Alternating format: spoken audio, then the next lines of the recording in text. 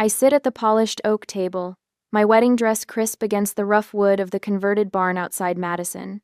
The string lights overhead cast honeycomb patterns across 180 faces, some familiar, most from Vaughn's side. My champagne glass remains untouched while my father stands, tapping his knife against crystal with the precision of a metronome. To my middle daughter, Janessa, Gerald Price announces, his voice carrying the confident timbre of a man who spent 4 decades in corporate boardrooms, who always chose the easy road in life.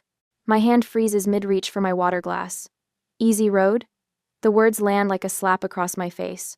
4 years of agricultural science at Wisconsin State, 2 more getting certified in sustainable farming practices, and 3 backbreaking years, bringing 80 acres of neglected soil back to life, all while Savannah climbed the corporate ladder in her air-conditioned office.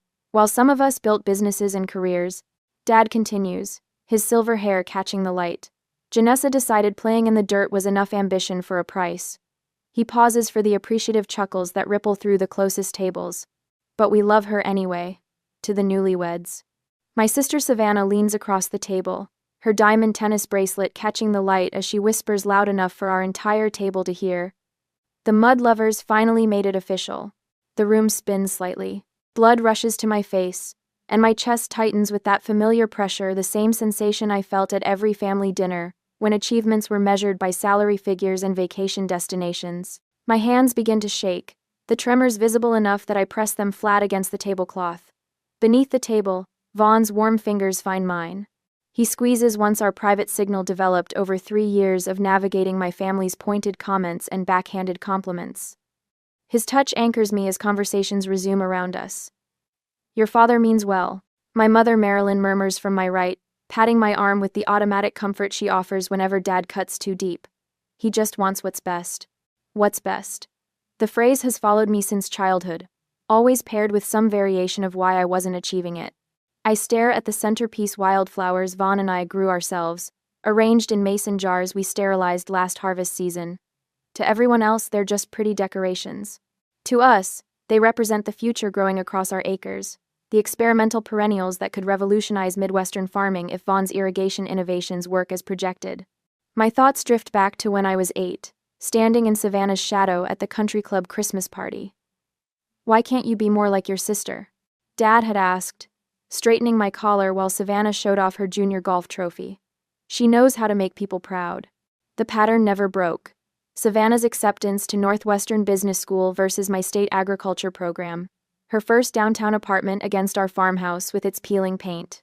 Her hedge fund manager husband Miles compared to my Vaughn with soil perpetually embedded under his fingernails, despite his nightly scrubbing.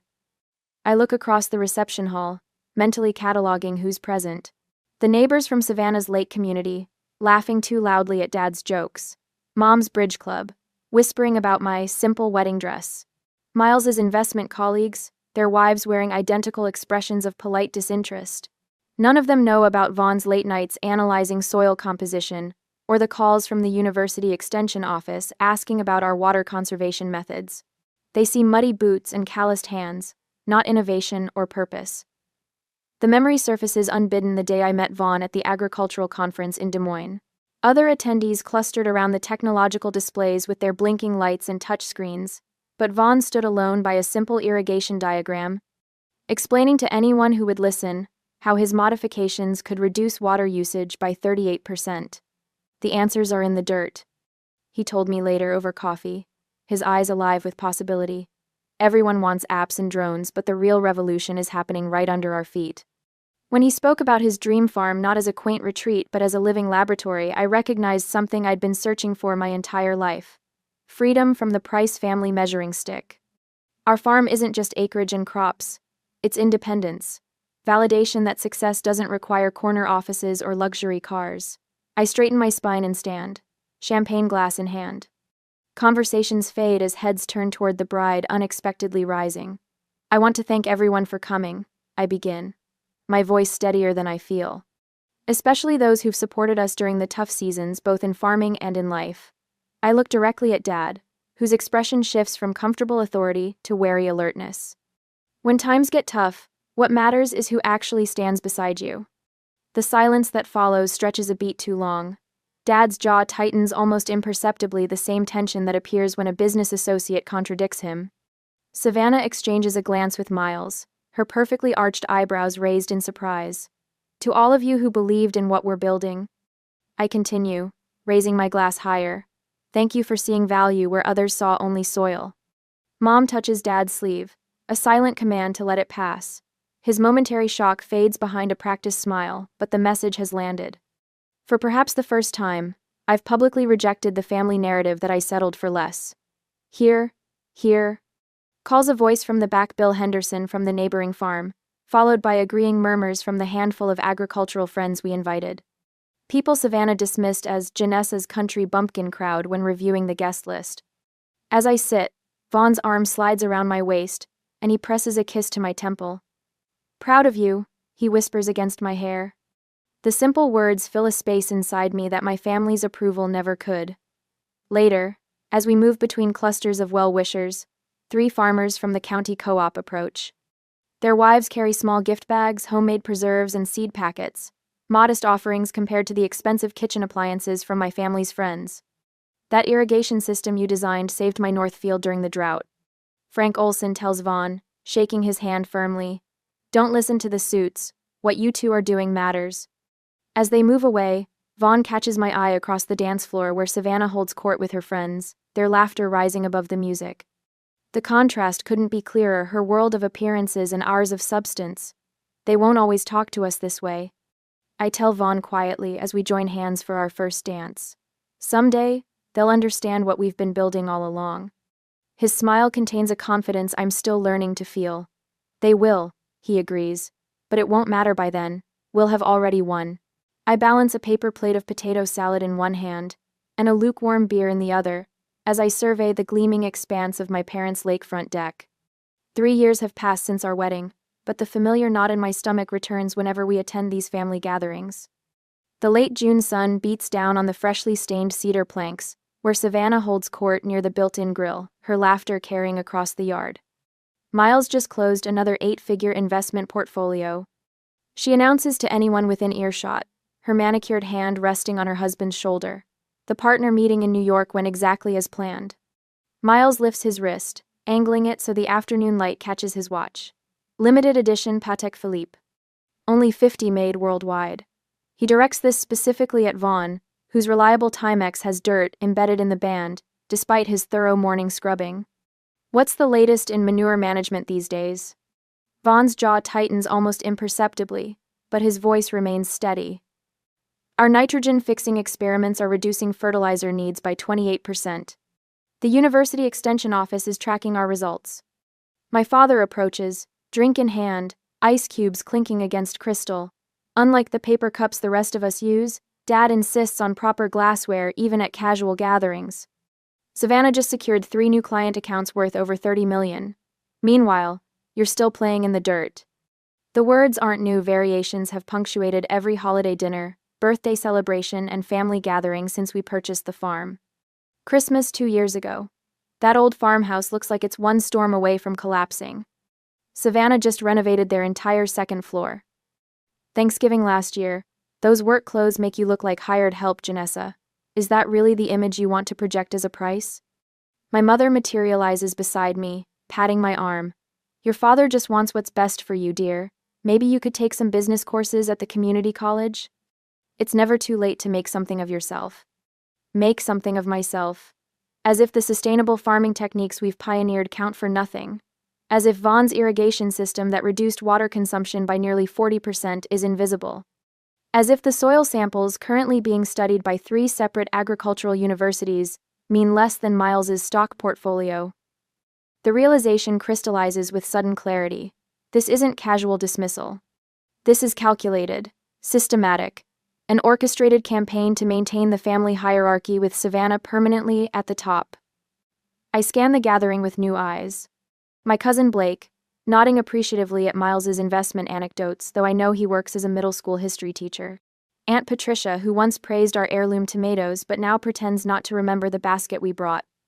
Uncle Thomas, who asked detailed questions about crop rotation last Easter but today acts as if we've never discussed agriculture. They're all part of it, the careful construction of a narrative where Savannah succeeds and I fail, regardless of reality. Across the deck, Vaughn engages with my father's golf buddy, patiently explaining something with his hands tracing patterns in the air. Despite his Stanford education and multiple published research papers, they speak to him as if explaining concepts to a child. The deliberate misunderstanding, the carefully maintained fiction that he's just some dirt farmer, strikes me as purposeful for the first time. My parents aren't just disappointed, they're invested in maintaining a false narrative. I watch Savannah maneuver through the crowd, strategically mentioning their Cape Cod vacation home within earshot of my mother, noting how Mom straightens with pride. When conversation turns to sustainable agriculture, Savannah smoothly redirects to Miles's recent yacht purchase. The pattern is so obvious now, I can't believe I never saw it clearly before. A tap on my shoulder interrupts my thoughts. Celeste, my younger sister, stands behind me, her expression uncharacteristically serious. At almost 28, she's usually the family mediator, carefully neutral in the ongoing Cold War between Savannah and me. I need to tell you something, she whispers, glancing toward the house. Inside, now.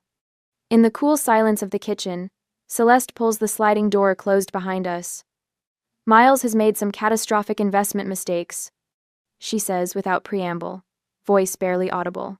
I overheard him arguing with Savannah last night. As senior financial advisor, he's personally responsible for several major losses. I set my plate down, suddenly not hungry. How bad? Bad enough that they've listed the Cape Cod house with a realtor. The yacht has been quietly put up for sale too. Celeste glances toward the deck where laughter erupts. Savannah's terrified. Her perfect life is imploding. What about Mom and Dad? The question forms before I fully process its implications. Celeste's expression confirms my fear. Miles manages their retirement portfolio, has for years. Dad gave him complete control after his heart scare. The pieces lock into place with terrible clarity. The family hierarchy requires Savannah's success and my failure. If Savannah fails, the entire structure collapses, including our parents' financial security. She's desperate, Janessa, which makes her dangerous. Celeste squeezes my arm. Just watch yourself. They'll be looking for solutions anywhere they can find them. When Celeste slides the door open, conversation washes back over us like a wave. I return to the deck, seeing everything through this new lens. The desperate edge to Savannah's laughter. The tight lines around Miles's eyes when Dad mentions their upcoming Mediterranean cruise. The way Mom keeps touching her pearls, a nervous habit from childhood. Later that night, after the long drive home, Vaughn and I sit at our kitchen table. The old wood bears the marks of countless meals and late-night conversations, its surface worn smooth by our hands. You saw it too, he says, not a question but a confirmation. I nod, tracing a groove in the table. They've always been dismissive, but it's more than that. It's strategic. They need to see us fail to maintain their world. Devin. Vaughn's fingers find mine, warm and solid. What do you think they'll do now that their perfect world is cracking? My phone buzzes with a text from Celeste. I'll keep you informed about any family financial discussions. They don't pay attention to me. I show Vaughn the message. We stay dignified but vigilant. No rushing in to rescue or confront. Agreed. His calm confidence suggests resources beyond what my family realizes. We've built something real here, Janessa. Something that matters. Outside our kitchen window, moonlight bathes the experimental fields where tomorrow's crops grow in carefully monitored conditions. What my family dismisses as worthless dirt may be the only solid ground any of us have left. I balance a plate of deviled eggs in one hand and a glass of lemonade in the other, as I navigate through Celeste's birthday gathering a month later. The celebration feels different this year, more restrained, with fewer imported cheeses on the charcuterie board and only domestic champagne chilling in the ice bucket. The Price family tradition of extravagant parties hasn't disappeared entirely, but the edges have frayed. Dad still wears his Brooks Brothers blazer, but it's last season's model. Mom's tennis bracelet catches the light, but her manicure shows signs of at-home application rather than her usual salon perfection. Did you hear about the Cape House? Did you hear about the Cape House? The whispered question floats from behind the kitchen door as I pass. Miles's voice, pitched low but carrying an unmistakable edge of panic. I slow my steps, balancing the deviled eggs with practiced steadiness. Shouldn't have put it on the market so fast, Gerald responds. Buyers smell desperation. We didn't have a choice. The credit card payments alone. Keep your voice down. The voices fade as a waiter emerges from the kitchen, forcing me to move along. I settle at a table near the garden where Vaughn stands examining Mom's prized hydrangeas, his farmer's eyes automatically assessing soil quality and water needs, even at a social gathering. Dad approaches our table but pivots abruptly when someone mentions the yacht club membership. A flash of something I've never seen crosses his face discomfort. Gerald Price, who spent 40 years controlling boardroom conversations, is avoiding money talk. My mother glances nervously towards Savannah when someone asks about their annual Martha's Vineyard trip. We're exploring other options this year, she says with practiced brightness that doesn't reach her eyes. For 8 years, I've watched my sister parade her financial success at family gatherings. Today, she's wearing the same dress she wore to Christmas dinner. Twice, I catch her checking price tags when she thinks no one is watching. The golden crown is slipping. As Celeste blows out her candles, I study my youngest sister. At 28, she's always lived in Savannah's shadow, expected to follow the prescribed Price family path of corporate achievement. Now her eyes meet mine across the flickering flames, and I recognize a fellow outsider. I say nothing about our farm's spring harvest exceeding projections, nothing about the university's interest in Vaughn's irrigation research. Let them assume we struggle. Some advantages are best kept hidden until needed. Janessa. Savannah's voice cuts through my thoughts as she corners me in the kitchen.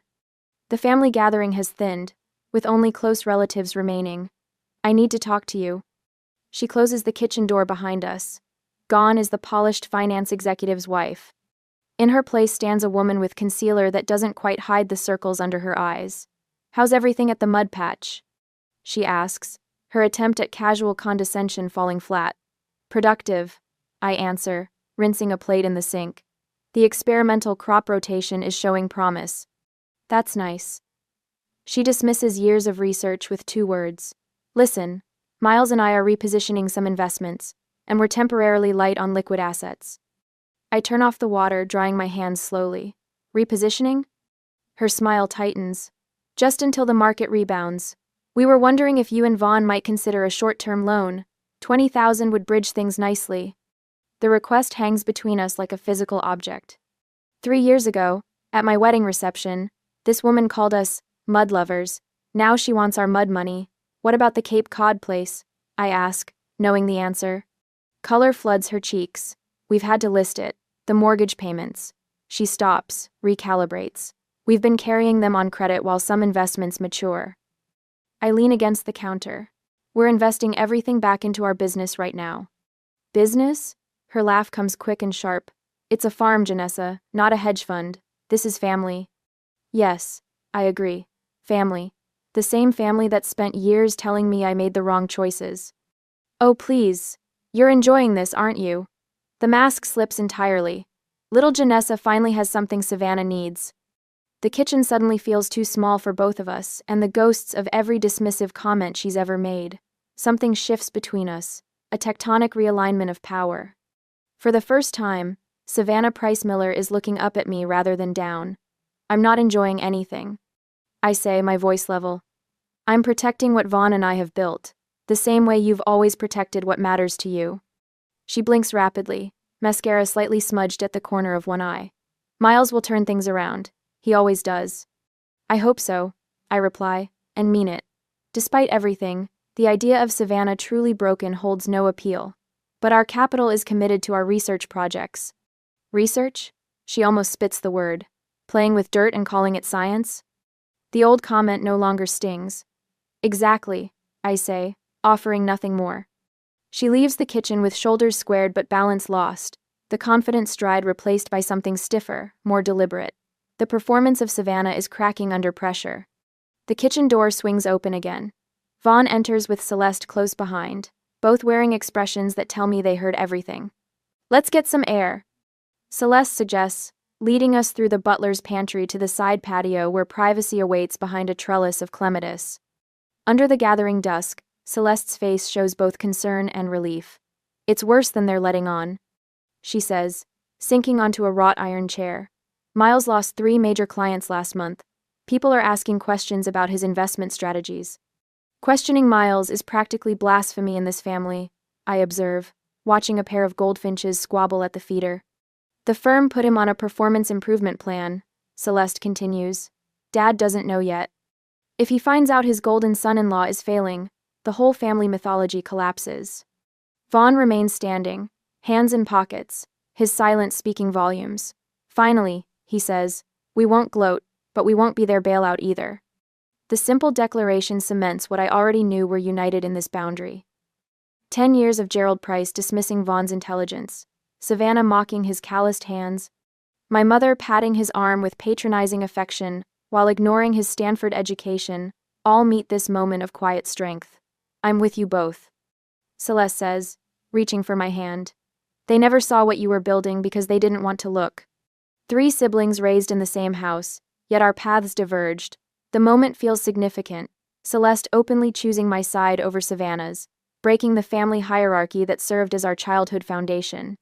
As darkness settles over the garden, a question forms in my mind but remains unspoken. If 20,000 was the opening ask, how desperate might they become when that fails? And what lengths might they go to when they realize we have more than they suspect? We should get home, Vaughn says, squeezing my shoulder gently. Early start tomorrow. As we leave, I catch a glimpse of my father and Miles in heated discussion by the garage. Miles's hands wave in frantic explanation, while Dad's face hardens into granite displeasure. The Price family foundation is cracking, fault lines spreading from what they dismissed as merely mud.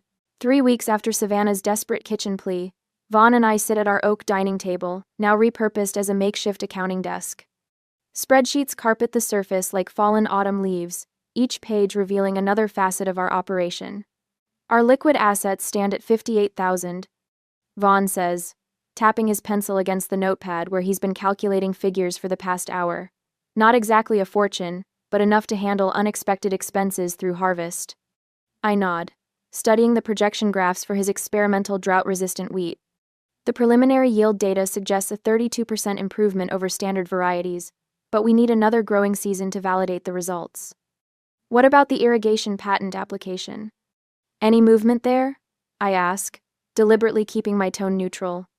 After the confrontation with Savannah, we've agreed to approach this situation with clinical precision rather than emotional reaction.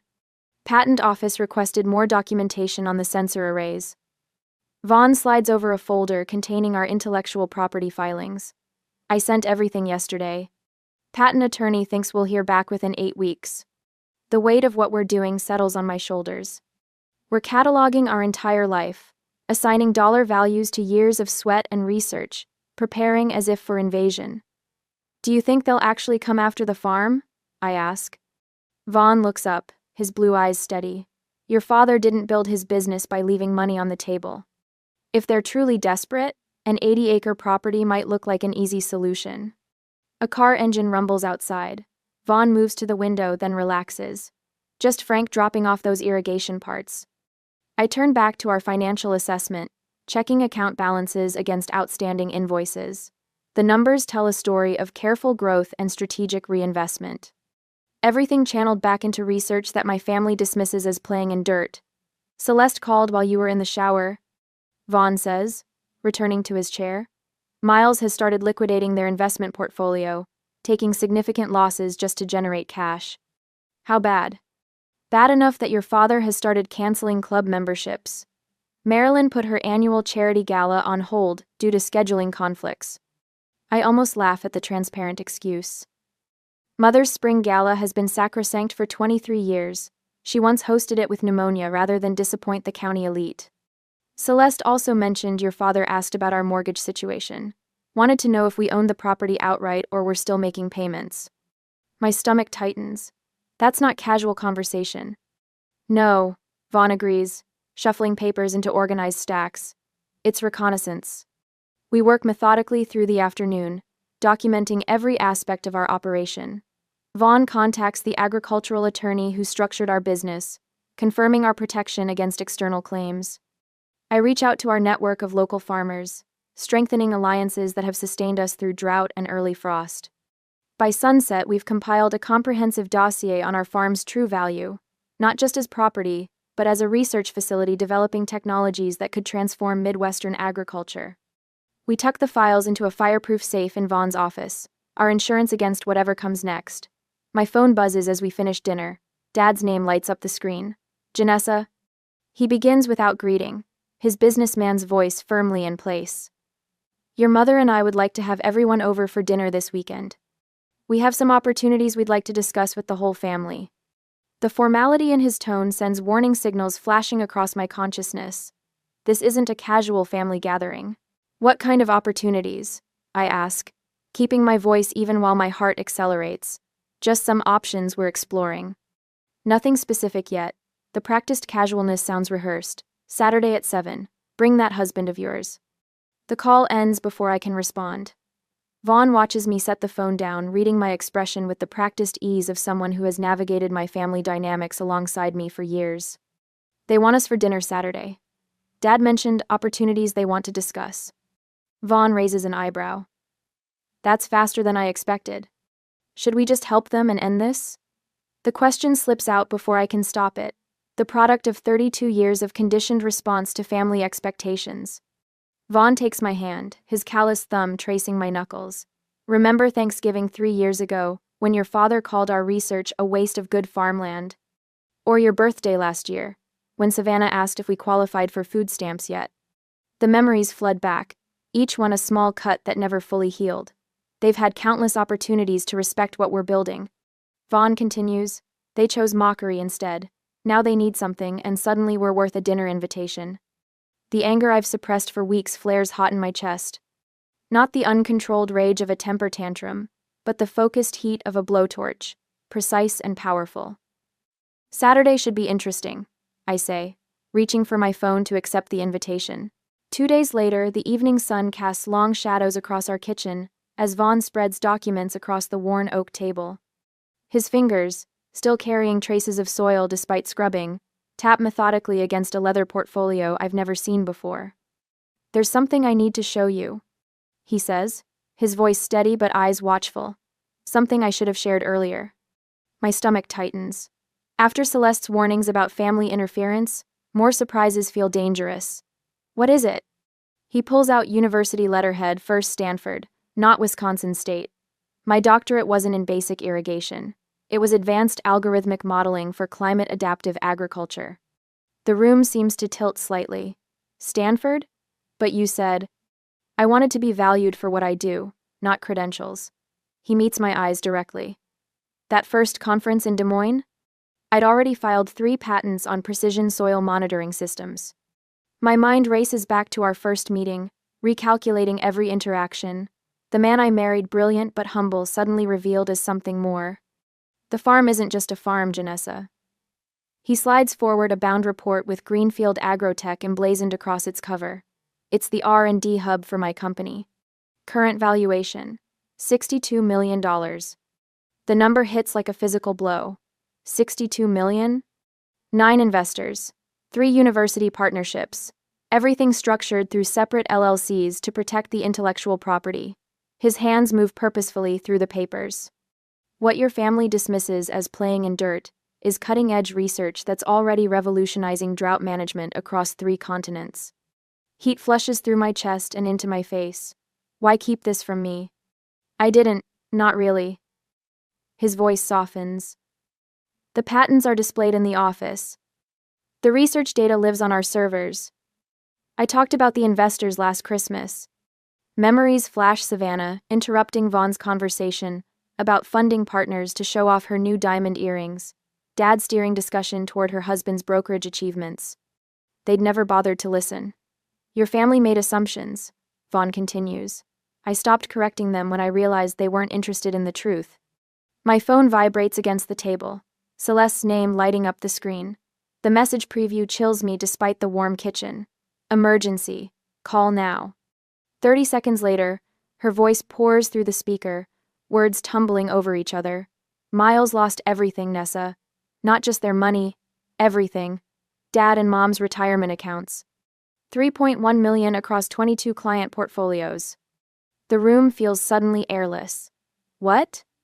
They're coming for your farm. The fear in her voice is palpable.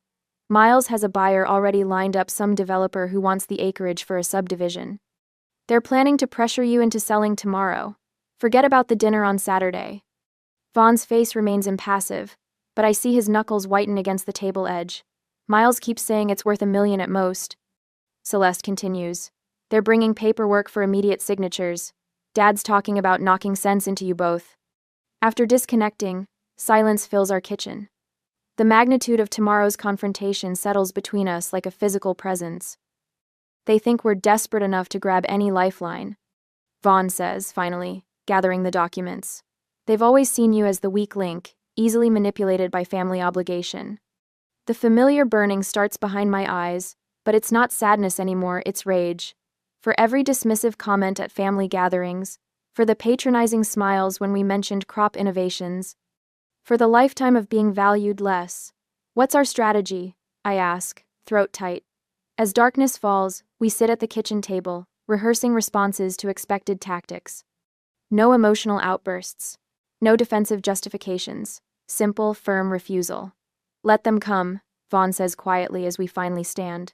They're bringing knives to a gunfight they don't even know exists. We step onto the porch, looking across our land. Moonlight silvers the experimental field's drought-resistant wheat variants on the west acre, soil-regenerating legumes to the north, automated irrigation channels cutting precise lines through the darkness. This land isn't dirt, it's the future. And tomorrow, my family will finally understand exactly what they've been dismissing all these years. The next day, the tires of 3 vehicles crunch against our gravel driveway just after 9. Through the kitchen window, I watch Savannah emerge from a sleek black Mercedes, her cream-colored pantsuit immaculate despite the dust swirling around the cars. Miles follows in his typical Wall Street uniform charcoal suit, power tie, leather briefcase that probably costs more than our monthly grocery budget. Company's here early, Vaughn says, drying his hands on a dish towel. After Celeste's warning call last night, we'd spent hours preparing documents, reviewing financials, and practicing our responses. What we hadn't expected was the additional 3 people exiting a Lexus SUV, a balding man clutching a leather portfolio, a woman in a pinstripe skirt suit, and another man furiously typing on his phone. I recognized the tactic immediately. When Dad wanted to close a reluctant client, he'd bring unexpected reinforcements, create the impression of inevitability. The knot in my stomach tightens as I count the players. 5 against 2. Look at this place, Savannah announces as soon as I open the door, her voice carrying the forced cheerfulness she reserves for situations she's determined to control. So, rustic. Perfect day for a visit, right? Before I can answer, Miles steps forward, hand extended toward Vaughn. Hope you don't mind the surprise drop-in. We were showing Peter some properties in the area and thought, why not include the farm? Peter, the balding man, nods professionally while scanning our living room with the calculated assessment of someone mentally assigning dollar values to everything he sees. Peter Donovan, Heartland Investment Group, he says, not bothering to wait for introductions.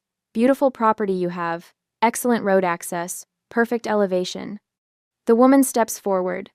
Marjorie Winters, real estate broker. Her smile doesn't reach her eyes. Just here to answer any questions. The third man finally pockets his phone. Jim Barker, financial aid to Mr. Donovan.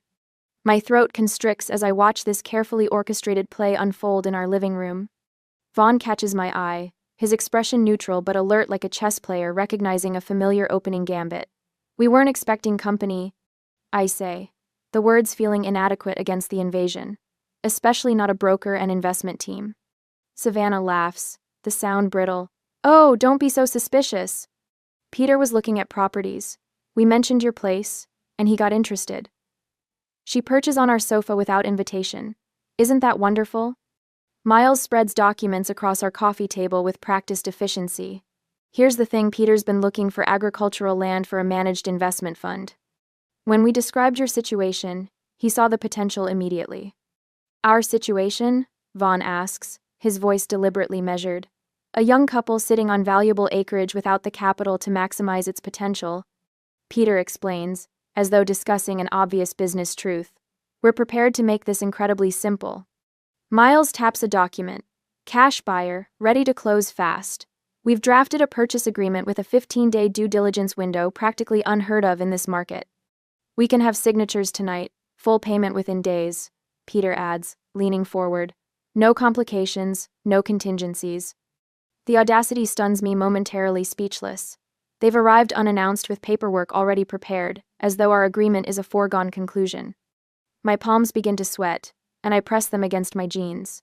We're trying to help you too, Savannah says, her voice softening to the tone she uses when she wants something. Miles has arranged positions for both of you at his firm, junior analysts to start, but with room for growth. She reaches for my hand, which I pull away. Real careers, Janessa. Office with a view, company benefits, actual retirement plans. It's just dirt, Janessa, Miles says, gesturing vaguely toward our kitchen window, where our experimental fields stretch toward the horizon. This is $1 million we're talking about. $1 million for dirt. The words land like a physical blow. Just dirt. 3 years of soil analysis, irrigation innovations, and selective breeding reduced to just dirt. I open my mouth to object when our front door opens again, and my parents enter without knocking. Traffic was terrible coming from the lake, Dad announces, as though continuing a conversation already in progress. Mom follows, clutching her purse with white knuckles, eyes darting between Miles and Savannah. The reinforcements have arrived. A united family front. 1.1 million. Peter suddenly announces, raising his voice over the commotion of my parents' arrival. I'm authorized to go that high today only. Cash. Immediate closing. Mom gasps. Over $1 million? For this? She looks around our modest farmhouse with fresh disbelief. Dad clasps his hands together. Now we're talking sense. Where do they sign? The air grows thick with expectation as every pair of eyes turns toward us. The pressure feels like a physical weight pressing against my chest. This is the moment they've been orchestrating, overwhelming us with bodies, voices, and expectations, until resistance seems futile. Vaughn steps forward, hands relaxed at his sides. When he speaks, his voice carries none of the anger churning inside me, only calm professionalism that seems to bring the room to a standstill. Thank you for your interest, Mr. Donovan, but we're not selling our property. Peter blinks, momentarily derailed. Perhaps you don't understand. This offer exceeds market value by nearly 40%. Vaughn nods. I understand perfectly. We're currently conducting longitudinal studies on drought-resistant perennial grain crops with modified root structures. Our 3-year soil composition research has just begun to yield preliminary results that suggest significant advancements in water retention techniques. The room falls silent. I watch their faces register confusion as Vaughn speaks with the authoritative cadence of an expert rather than the grateful recipient of their generous rescue. You're turning down $1.1 million for farmland? Peter asks, genuine confusion replacing his salesman's confidence. This is a research facility, not just a traditional farm, I say, moving to stand beside Vaughn. While we appreciate your interest, we're not in the market to sell. Savannah's perfect composure cracks. Research facility? It's a farm, with dirt and plants and tractors. Yes, Vaughn agrees pleasantly. Agricultural research requires all those things. Dad pushes forward. Now listen here. Your sister and Miles have gone to considerable trouble to arrange this opportunity. The very least you can do is sit down and discuss it properly. We have discussed it, I reply, the anger I've suppressed for years giving my voice unexpected strength. The answer is no. Miles attempts one final approach, his voice lowering to a conspiratorial tone. We can make this even easier.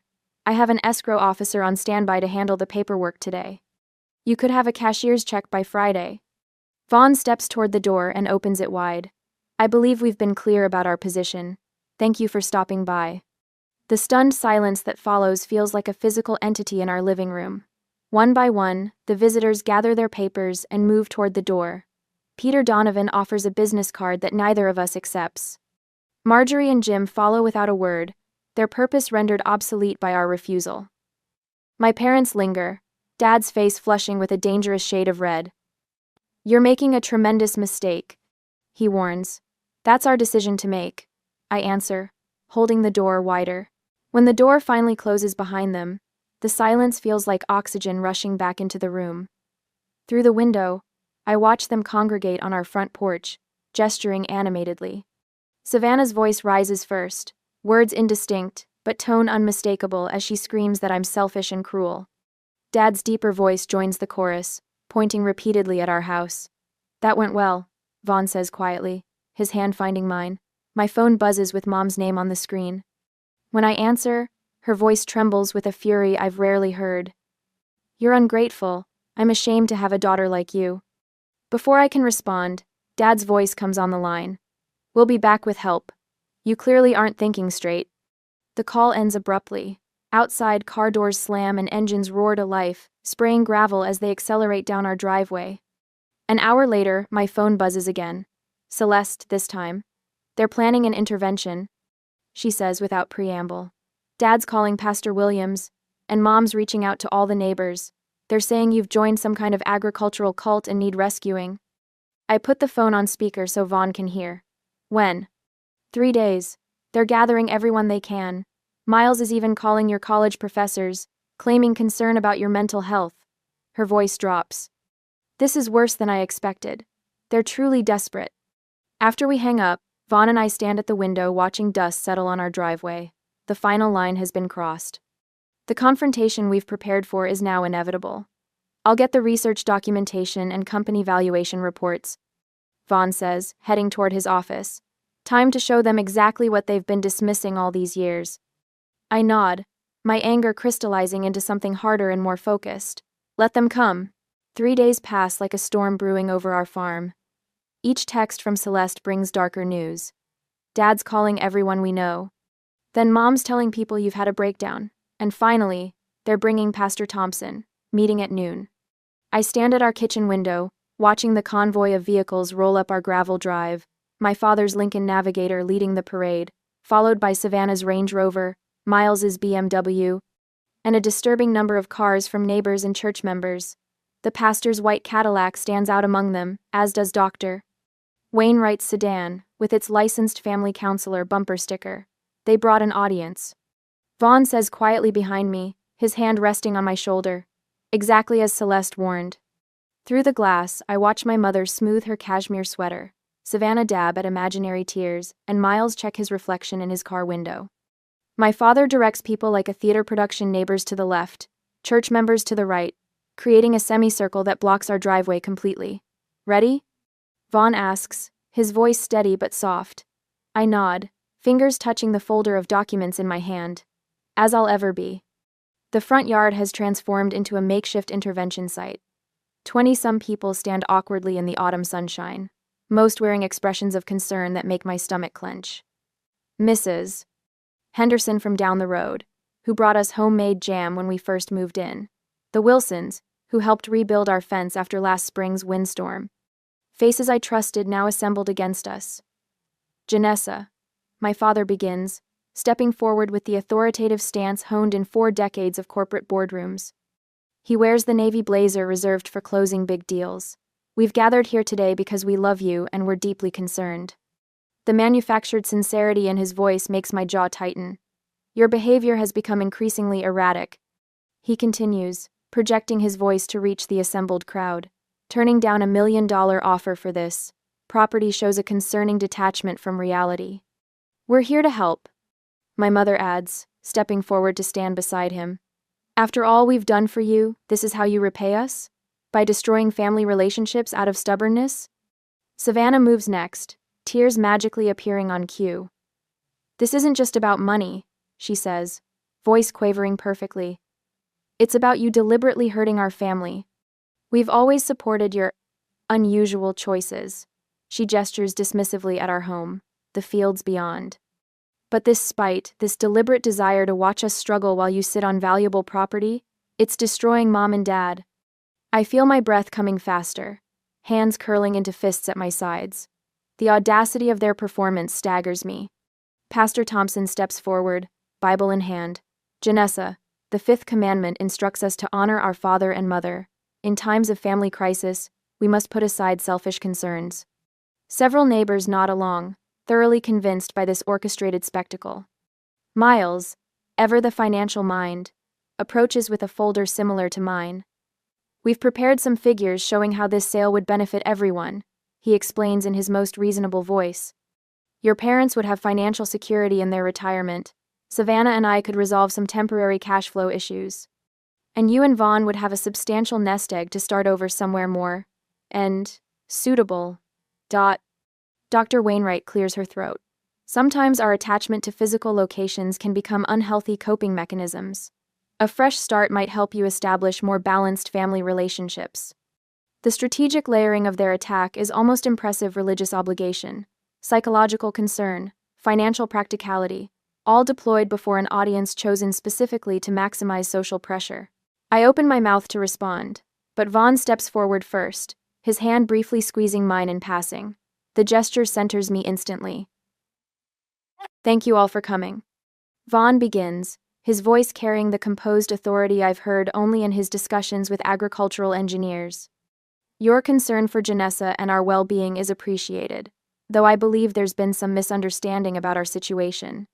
He turns slightly, addressing the neighbors directly rather than my family.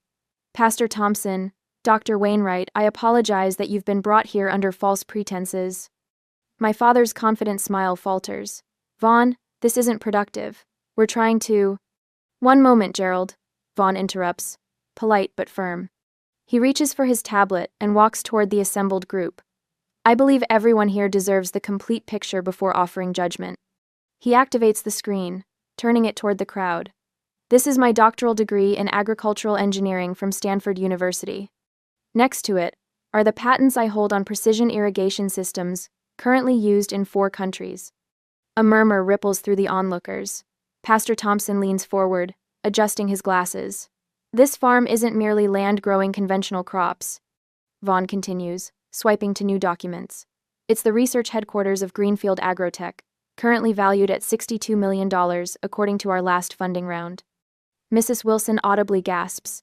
And this, he says, revealing the final document, is the approval letter for a federal research grant of $3.5 million to develop drought-resistant crop varieties that could revolutionize farming in drought-affected regions. The silence that follows hangs heavy as morning dew. Dr. Wainwright steps back, color rising in her face. I was told this was about a young couple refusing to help family during financial hardship. So was I, Pastor Thompson adds, turning toward my father with narrowed eyes. My father recovers quickly, stepping forward with a dismissive wave. Anyone can make up impressive-sounding numbers. The point remains that family obligations... The numbers aren't made up, Mr. Price. Mrs. Henderson interjects, stepping forward. My son works for the Department of Agriculture. He mentioned a major research grant going to a farm in our county. I had no idea it was Vaughn and Janessa's place. Gerald, Pastor Thompson says quietly, did you know about this when you asked me to speak with your daughter about family duty? My father's jaw works silently, eyes darting between faces no longer aligned with his narrative. Savannah attempts recovery, her voice higher than usual. This doesn't change the fact that our family is facing real financial difficulties. If anything, it means Janessa and Vaughn are even more capable of helping. Confide Jan. It's time. I step forward, feeling a strange calm settle over me. For 32 years, I begin. I've listened to you dismiss my choices, belittle my dreams, and measure my worth against Savannah's corporate achievements. At my wedding, Dad, you told everyone, I always chose the easy road in life. You called my agricultural science degree playing in dirt. My voice grows stronger with each word, years of silent hurt finding release. This farm isn't just land. It's innovation that could help thousands of farmers survive climate change. It's research that matters, and it's ours built without a dollar of family support or a word of encouragement from any of you. The neighbors shift uncomfortably, many unable to meet my eyes as the truth of my family's treatment becomes clear. Miles steps forward, his sales persona instantly adjusting to the changed circumstances. Janessa, Vaughn, I had no idea about the scope of your operation. Perhaps we could discuss some mutually beneficial investment opportunities? My clients would be very interested in... No, Miles, I interrupt, finding words I never imagined saying. Keep your dignity, know your limits. The finality in my voice silences him completely. Pastor Thompson clears his throat. I believe I've misunderstood the situation entirely. Gerald, Marilyn, I think it would be best if everyone departed and gave Janessa and Vaughn some peace. But we haven't resolved anything, my mother protests, looking desperately around at the dissolving support. I believe we have, Doctor. Wainwright says firmly. And I'll be sending you my standard consultation fee, Gerald. This was highly inappropriate. One by one, neighbors approach to offer awkward apologies. Mrs. Henderson squeezes my hand, whispering, "I should have known better. I'm so sorry, Mr. Wilson tells Vaughn. "You should have said something, son. We'd have stood with you from the start." My family stands stranded in our front yard, their audience evaporating as neighbors return to vehicles and drive away with backward glances. Celeste emerges from her car, where she had been waiting, watching. She walks directly to stand beside me and Vaughn, a clear declaration of allegiance. "You should go," she tells our parents quietly. "There's nothing more to accomplish here." "Celeste," my mother gasps. "You too?" "Me too," she confirms with quiet certainty. We watch as they retreat to their vehicles, defeated and exposed. My father's shoulders have lost their commanding posture. Savannah can't meet anyone's eyes. Miles looks shell-shocked by the reversal of fortune. My mother pauses at her car door, looking back once with an expression I can't quite read before sliding into the passenger seat. As the last vehicle disappears down our driveway, Vaughn's arm slides around my waist. Celeste stands on my other side, her hand finding mine. "It's really over, isn't it?" I ask, watching dust settle on the empty drive. "This part is," Vaughn answers, kissing my temple. "What comes next is entirely up to us." For the first time since my wedding day, I feel the weight of their expectations fall away completely. The farm stretches before us, bathed in autumn sunlight, not dirt but possibility, not mud but gold. The morning after our victory, I stand on the porch steps, watching an unfamiliar government vehicle roll up our gravel driveway. Dew still clings to the experimental wheat field beyond the barn, catching sunlight like scattered diamonds. My hands steady now, not trembling like at the wedding reception or during yesterday's confrontation, grip a coffee mug emblazoned with the University of Wisconsin Agricultural Extension logo. A woman emerges from the car, briefcase in hand, moving with purposeful strides that speak of efficiency and authority. Dark slacks and a forest green blazer suggest government rather than corporate, and I feel Vaughn step beside me before I hear him. "That's Linda Morales," he says quietly, "USDA Research Division, our grant coordinator." The woman extends her hand as she reaches the steps. "Mrs. Price? Mr. Price?" "Linda Morales, Department of Agriculture." Forgive the early visit, but Washington wants this finalized immediately. In the kitchen, Linda opens her briefcase and slides a thick folder across our worn oak table, the same table where Vaughn and I sketched irrigation modifications on graph paper 3 years ago, when this was just a neglected property with potential. "Congratulations," Linda says, her professional demeanor warming. "The drought-resistant grain project has been approved for full funding. $3.5 million over 4 years, with priority designation as critical agricultural infrastructure." The words hang in the air between us. I reach for Vaughn's hand under the table, our old signal, but reversed now. Not for support through criticism, but to anchor myself in a moment of triumph. "That's substantial," Vaughn says, his voice measured despite the magnitude of the news. Linda nods. "Your preliminary yields were unprecedented. 38% less water consumption with only a 4% reduction in harvest volume? The department considers this essential research during ongoing climate shifts." She taps the folder. "There's also interest from 3 agricultural journals requesting interviews about your methods." I think of my father's wedding toast. Easy road, playing in dirt. The condescension in his voice when he spoke of ambition. Now, federal recognition of what we've built sits on our kitchen table beside yesterday's breakfast crumbs. As Linda walks us through the paperwork, a vehicle turns into our driveway, then another. By mid-morning, a steady stream of neighbors arrives bearing covered dishes and congratulations. News travels fast in rural communities, especially news involving public humiliation of outsiders who misjudged locals. Frank Olson, whose Northfield borders ours, brings his famous apple pie. "Heard about the grant from my cousin at the extension office," he says, placing it on our increasingly crowded counter. "About time somebody recognized what you two are doing here." His wife Meredith adds casserole dishes to the collection. "And that business yesterday with your family, disgraceful. Trying to pressure you that way. Everybody's talking about it." By afternoon, our farmhouse has become an impromptu celebration. Celeste arrives last, standing awkwardly in the doorway with a small suitcase, looking nothing like the confident junior partner at her Milwaukee law firm. "I quit," she announces when I meet her on the porch. "Savannah called this morning, screaming about family loyalty. Said I was expected to choose sides. She gestures toward her car. I chose. That evening, after the neighbors leave and Linda returns to her hotel, the three of us sit on the porch watching fireflies rise from the experimental fields. Celeste cradles a glass of whiskey, looking both lost and found. The guest house needs work, Vaughn says, breaking the comfortable silence. But it has good bones. Room for an office if you wanted to practice agricultural law. Celeste turns to him, startled. You'd let me stay? Family supports family, I say simply. Real family. The words hang between us like a bridge being built, plank by plank. 6 months later, I lead a tour of officials through our expanded facility. 3 new greenhouses gleam in the winter sun, their climate controls maintaining perfect growing conditions for our experimental seedlings. Graduate students from the university's agricultural sciences department follow me attentively, notebooks open. The modified irrigation systems reduce water consumption while maintaining root development.